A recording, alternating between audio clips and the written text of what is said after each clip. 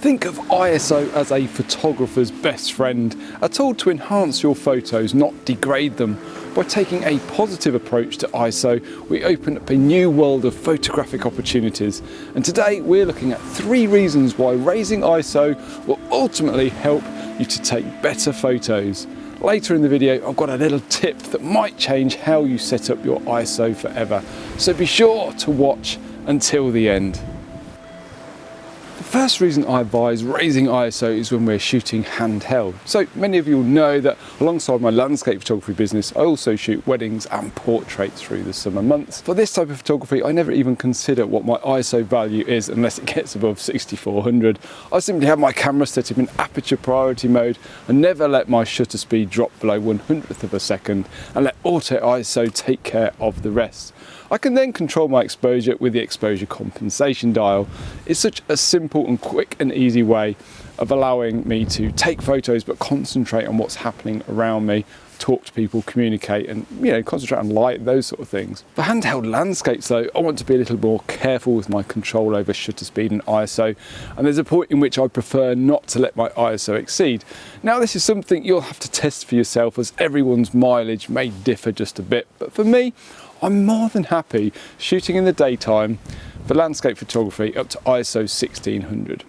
The reason for raising ISO is that I may need to keep my shutter speed high enough not to introduce camera shake into the shot when I'm shooting handheld. Camera shake will ruin an image to the point of no repair. Setting up a tripod might mean you miss the fleeting moment of light, so maybe a handheld shot with a higher ISO should be one of the first considerations when conditions start to kick off in the landscape.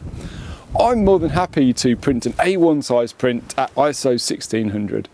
Check out these images shot at different ISO values to take a look at the different amounts of noise in the image. And as you can see, there's not a huge amount, and we can easily clean them up in post-production too.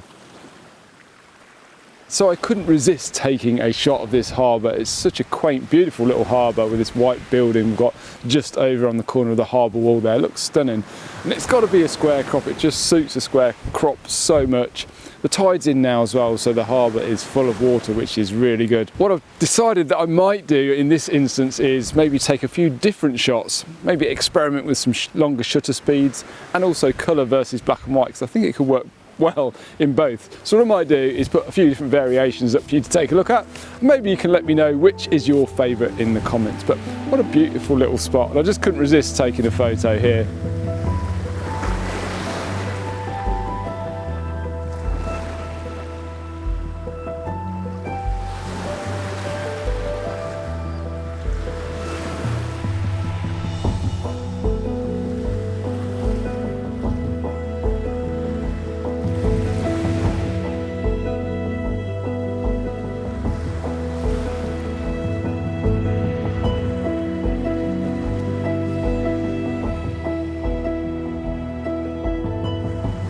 The second reason I like to boost my ISO is for freezing motion in my shot. When shooting landscapes, quite often there is movement in foliage, whether that be leaves in the trees or bushes or just simply the grass. Sometimes it's nice to show that motion, but other times I'm looking to freeze everything. And to do this, I'll raise my shutter speed to a high enough value to freeze that motion. Quite often for landscapes though, the aperture is already dictated to us by the depth of field required, meaning ISO is the option of choice. I would always rather boost ISO and preserve the required depth of field than lose front to back sharpness by opening the aperture. So experimentation is key for freezing motion. In the middle of the day at the coast like we've got here, it's quite easy to get a high enough shutter speed to be able to freeze everything within the frame. But say in the woodland on a misty day when things are a lot darker, this becomes a little bit more difficult. So usually what I start to do is start at my base ISO, say 125 on the camera that I shoot on, and then take a series of shots, just increasing my ISO and shutter speed every stop, say. And then I take a look to see how that affects the motion, and then try to get a happy balance between ISO, shutter speed, and freezing that motion.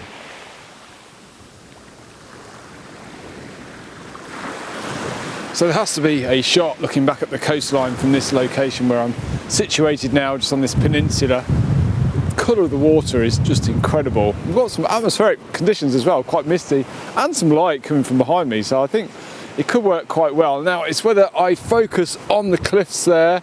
There's a beacon or marker which allows ships to see where the harbour is when they come in, so I think that makes quite a nice focal point. So it's whether I just concentrate on the cliffs over there, or whether I try to go for a longer shot, a wider shot, so to say, and incorporate some of this foreground interest. So there's some moss and lichens on these rocks. The rocks point towards the marker over on the other side, so there's definitely a shot here. If I don't get a shot here, there's something wrong with me, I think.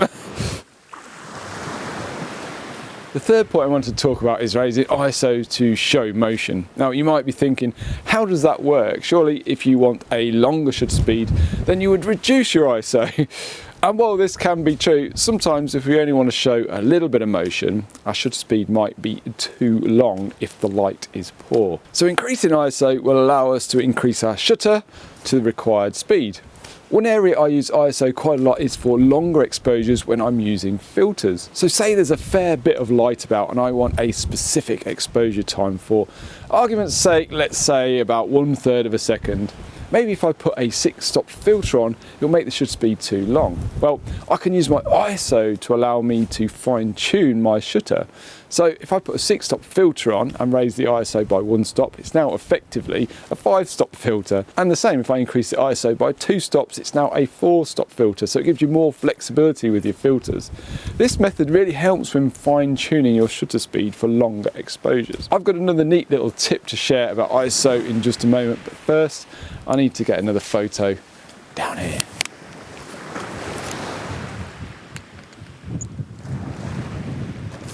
There's some nice light now though. So I've just retreated up the hillside just a little bit, and that's helping me to push that white marker, the beacon, just below the horizon line, because when I was just a bit further down the hill, it was almost touching the horizon line and it kind of felt awkward. So by coming up, it's lowered that in the frame and it's added just a little bit of space above it in the hillside there. So it fits into the landscape a lot better, I feel. And it is kind of the focal point of the image. It's quite striking, the white marker against the green grasses there. And I've got the shutter release on. I've just been playing around with shutter speeds because I want to show just a fraction of motion in the water. And I've got a circular polarizer on and a 6-stop filter on. At f8, that's given me 1/3 of a second, and I've found that to be the sweet spot for the amount of motion that's in this particular scene. Now I've boosted my ISO just a fraction to ISO 160 to get that 1/3 of a second. If I didn't, I was down at half a second or just a little bit below that, and I felt the shutter speed was too long.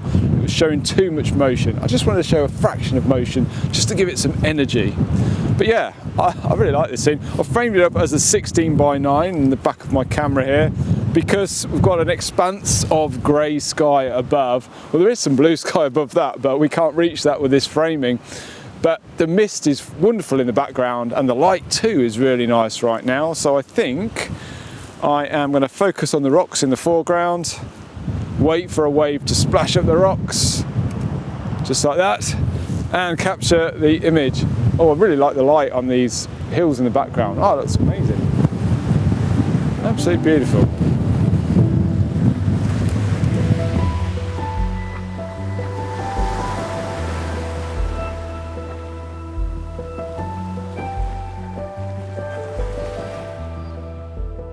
So I just want to touch on ISO invariant cameras for a second and why they are so useful. So an ISO invariant camera is particularly useful, especially for landscape photography. An ISO invariant camera provides greater flexibility when it comes to adjusting the exposure in post-processing without degrading the quality of the image. So if you underexpose an image by 4 stops and increase the exposure by 4 stops in Lightroom, you'll have the same level of noise as if you shot it with a 4-stop higher ISO value in camera when you're out in the field. Take a look at these 2 test shots. One shot was 4 stops underexposed at ISO 125 and the other shot at the correct exposure, ISO 2000. And you can see when I've boosted the exposure in Lightroom by 4 stops, the level of noise is virtually identical. This is because my camera is ISO invariant. This can be really useful for protecting the highlights of a scene in low light. For For example, this shot of the moon, which I shot a few weeks back, was captured handheld with my telephoto lens. Because I was shooting handheld, I had to keep my shutter speed high at 1/50th of a second to stop any camera shake on my telephoto lens. Now, I could have increased my ISO in camera to help show the detail in the landscape, but by doing that, I would have risked blowing out the highlights in the moon and losing detail.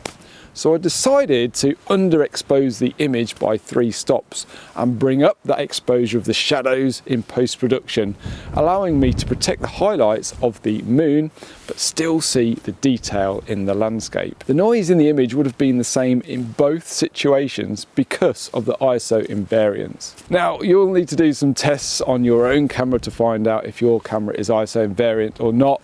But yeah, it's a great weapon to have in your arsenal and definitely worth looking into. It's a whole nother topic though, and one which will blow your mind to pieces, so yeah, make of it what you will. So I've got everything set up here for the shot that I came for, but I think these conditions are not going to play ball, so whether I take it or not is another thing. So let me just talk you through what I'm going for here. Basically, it's a layering process, very, very minimal. So we've got the green grass in the foreground, the stark red bricks of this derelict building, and then we've got the sea, horizon and blue sky, nice light on the building. That's what I've got up here, but that's not what we've got in front of us, unfortunately, and I don't think there's any chance of me getting that, so I might have to come back to get this one. Basically, this cloud level now is so low we don't even see the transition between the horizon of the sea and the sky, so yeah, it's all blending in together. But anyway, if you're interested in checking out how I shoot handheld photography when I'm shooting landscapes, be sure to check out the video over here. If you enjoy this content, please be sure to give it the thumbs up, that really helps me out, and consider sharing it too.